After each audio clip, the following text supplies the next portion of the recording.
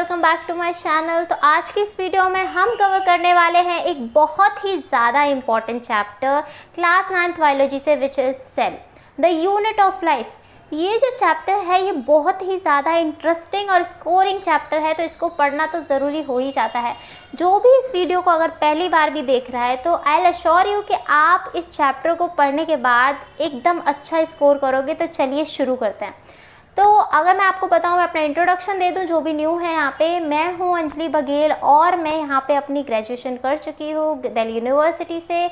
दो I am also pursuing my research this year. So let's just begin with this topic and chapter. So first of all, आप क्या समझते हो cell से? Cell क्या है?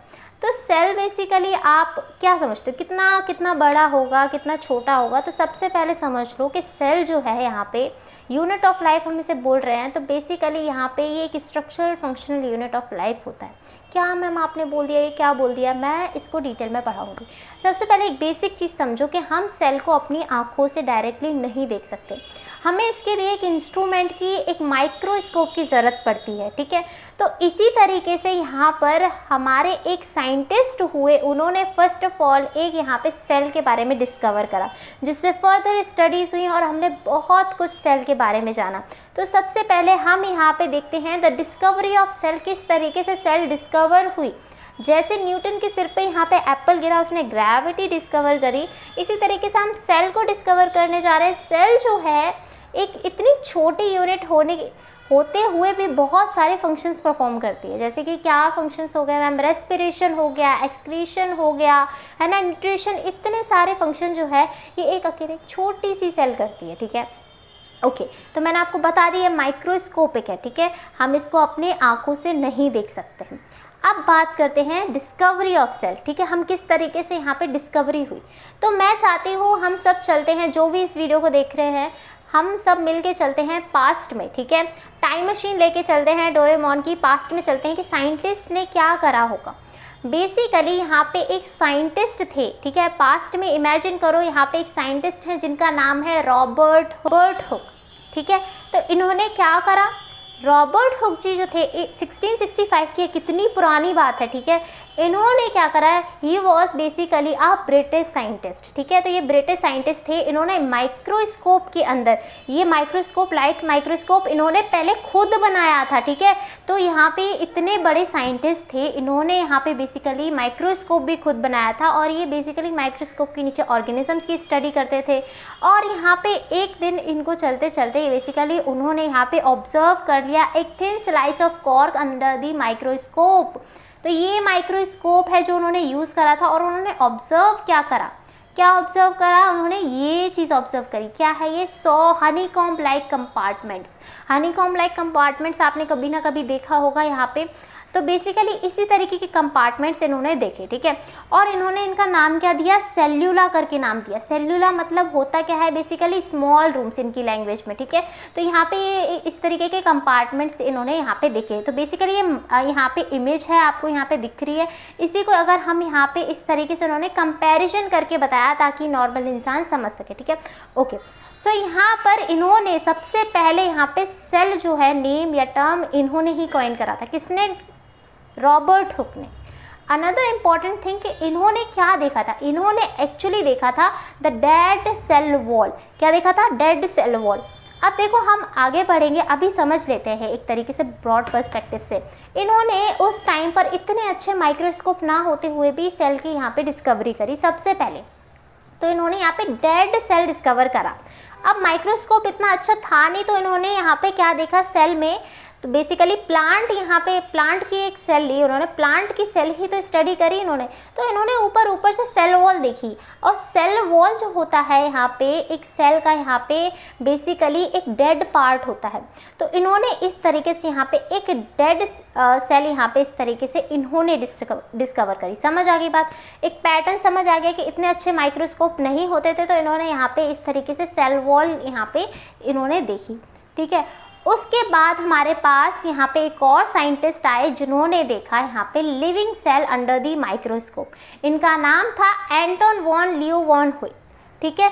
1674 की बात है, तो यहाँ पर नाम जो है अगर आप प्रोनाउंसिएशन भी गलत करोगे तो चलेगा, स्पेलिंग गलत करोगे तो नहीं चलेगा, ठीक है। अभी आप इसको यहाँ पे एक बार प्रोनाउंस करो मेरे साथ और लिख के भी देखो, एंटोन वॉन ल्यूवेनहुक, ठीक है, ओके। तो इन्होंने लिविंग सेल को ऑब्जर्व करा। जो मैं चीज़ें बता रही हूँ स्टोरी के फॉर्म में बता रही हूँ, याद रहे अगर एग्जाम में आ जाए कि how Robert Hooke discover cell, तो आप इसको ये सब लिख के आना है। ये जो मैंने कहानी बताई है ना, इसको आपको लिख के आना है, ठीक है। इस तरीके से सारे पॉइंट इंपॉर्टेंट है, इसी को आपको लिख के आना है। देखो अब जो क्वेश्चन भी पूछा जाएगा वो ये पूछा जाएगा कि लिविंग सेल किसने डिस्कवर करी, तो वो इन्होंने ही करी थी, ठीक है। बस इतना बताना है आपको इसमें, है ना। इस तरीके के क्वेश्चन आते हैं। इन्होंने बेसिकली यहाँ पे पॉन्ड के अंदर या तालाब के अंदर से पानी लिया और उसमें से यहाँ पे इन्होंने माइक्रोस्कोप के अंदर यहाँ पे उस टाइम के माइक्रोस्कोप इतने अच्छे नहीं थे, लेकिन इन्होंने अपने हिसाब से उसे थोड़ा सा मॉडर्न करा, थोड़ा सा उसमें डेवलपमेंट करा, फिर देखा इन्होंने। तो उन्होंने देखा कि यहाँ पे सेल जो है वो तो मूव कर रही है, ठीक है। इन्होंने अंदर जो है वो बैक्टीरिया देखी, प्रोटोजोआ देखा, तो इस तरीके से इन्होंने सेल देखी। तो इन्हें लगा कि सेल जो है वो सिर्फ एक जगह नहीं रहती है, मूव भी करती है। तो इन्होंने लिविंग सेल इस तरीके से डिस्कवर करा, ठीक है, ओके। तो ये समझ आ गया क्या क्या इंपॉर्टेंट है, मैंने आपको बता ही दिया है। चलिए बढ़ते हैं आगे। अब यहाँ पर जो इम्पोर्टेंट चीज़ आ जाती है वो है यहाँ पे सेल थ्योरी के बारे में पढ़ते हैं। सो बेसिकली अब हम देख रहे हैं सेल थ्योरी के बारे में, ठीक है। अब सेल थ्योरी में क्या देख रहे हैं हम, सेल थ्योरी में यहाँ पे साइंटिस्ट का नेम जो है यहाँ पर वो है मैथियस स्क्लेडिन। तो यहाँ पे मैथियस स्क्लेडिन जो थे, इन्होंने बोला कि प्लांट्स जो हैं वो बेसिकली किससे बने हुए हैं, सेल से बने हुए हैं। इसी तरीके से हमारे पास दूसरे साइंटिस्ट आए, इन्होंने इनका नाम क्या था, थियोडोर स्वान, ठीक है। तो इन्होंने बोला कि एनिमल्स जो हैं वो सेल से बने हुए हैं।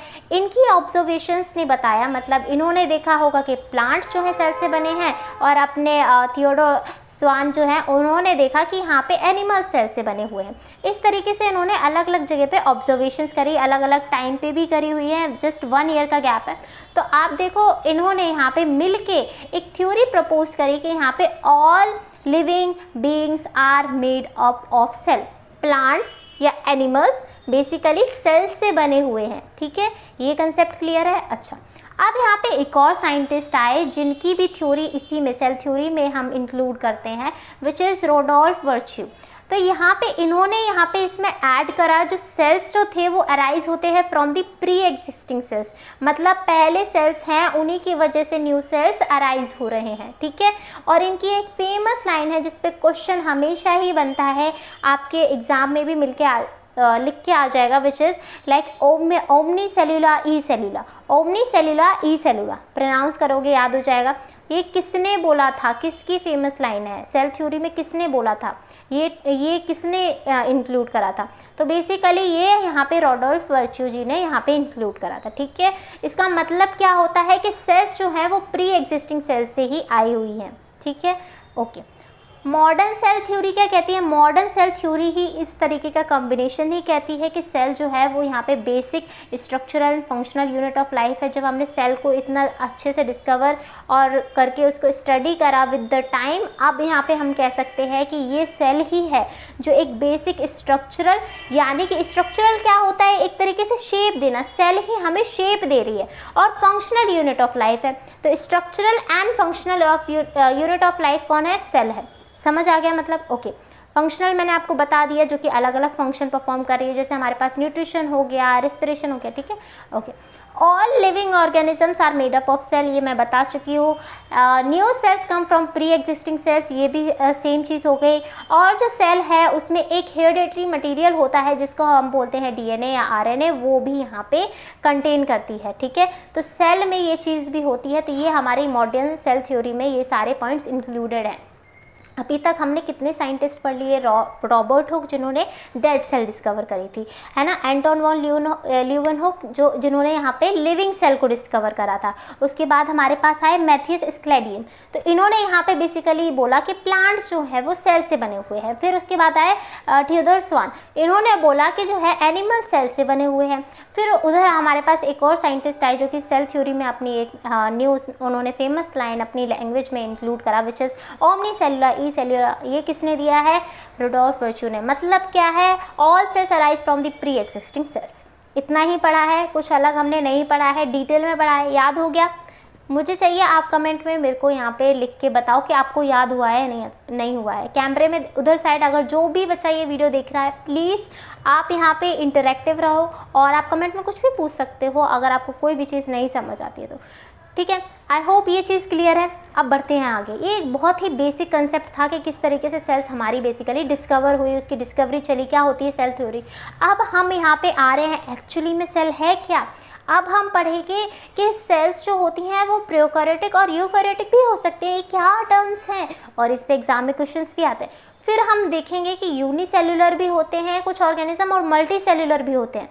तो ये सारे जो टर्म्स हैं अब हम डिटेल में यहाँ पे स्टडी करेंगे। ठीक है, ओके। सो यहाँ